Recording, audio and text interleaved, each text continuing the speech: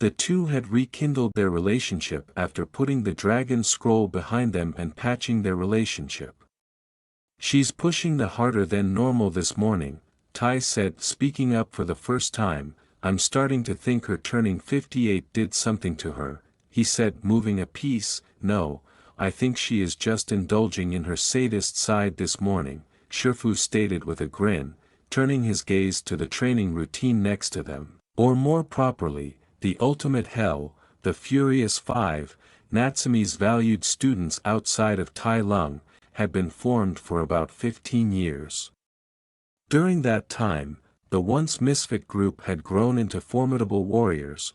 Tigress, who had previously been brash and hot-tempered, had learned to control and temper her anger and turn it into a deadly weapon. Mantis, who was constantly on the go, had learned to slow his jets and to think and plan 2 moves ahead. Viper had moved away from her father's shadow, creating her own martial arts style from the ground up and making it famous. Crane, who had previously been downtrodden due to his body type, now soared with confidence and skill, and Monkey, who was afraid of being hurt by others, had learned to let others in, finding peace and comfort with his team. Together, they formed one of the strongest groups in all of China, revered for their prowess and skill, defenders of peace and tranquility. With a tone full of sarcasm, Natsume said, "Come on now, this is just pathetic. If all 5 of you can't even land a hit on me like this, what hope do you have the next time a bandit army is raised?" Then were mornings like this, when the 5 were reminded that they still had a lot of work ahead of them. Natsume, now at the age of 58, sat cross-legged in front of a small table. Her focus was on her brush and ink in front of her as she worked on a new seal, something she had been working on for a time. Behind her, her 9 flowing tails danced and swayed as they blocked every attack her 5 students sent at her. Punches were caught, kicks redirected or turned into throws. It didn't matter how they came at her, she could beat them every time, all while working on her seals and Fuinjutsu. "I have to agree with you actually," Tai said, chuckling lightly, remembering the days he was subjected to that hellish form of training. "Still though, I feel like she has been nervous ever since her birthday. Kurama, have you noticed anything?" Tai asked, turning to the other occupant on the temple grounds. Not even a week after arriving in their new home 45 years ago, Natsume and Kurama made some intriguing discoveries. The first was that chakra, as they knew it, did not exist. Instead, it was replaced by an energy called chi, which was similar to the chakra they were familiar with but ultimately different. Whereas chakra was lighter and more malleable, chi was dense and rigid. This meant they could no longer perform the jutsu they had previously known, and Natsume had been concerned for her brother's safety until they learned the second important fact: seals were even more effective with chi than they were with chakra. It didn't take long after for Natsume to throw herself into learning the art, discovering she was an instant prodigy as the bloodline of her mother and father bled through. In a matter of weeks, she converted the seal on her chest, accidentally releasing and speaking to the chakra ghosts of her parents at the same time.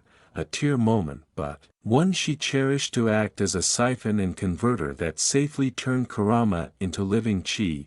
From there it was a simple stretch to free him and allow him to roam the outside world. These days, Kurama acted as the guardian of the Jade Palace, which meant spending his days lounging in the gardens or Natsume's room. "It's nothing you need to worry about, Tai.